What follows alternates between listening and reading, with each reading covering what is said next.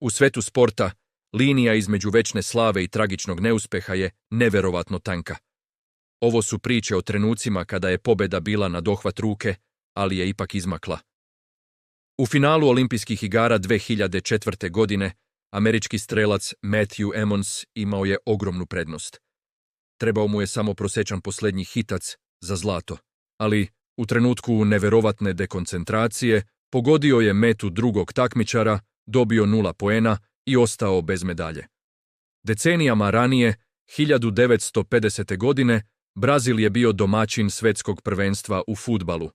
Ceo svet je očekivao njihovu pobjedu u finalu protiv Urugvaja na prepunoj Marakani. Ali desilo se nezamislivo.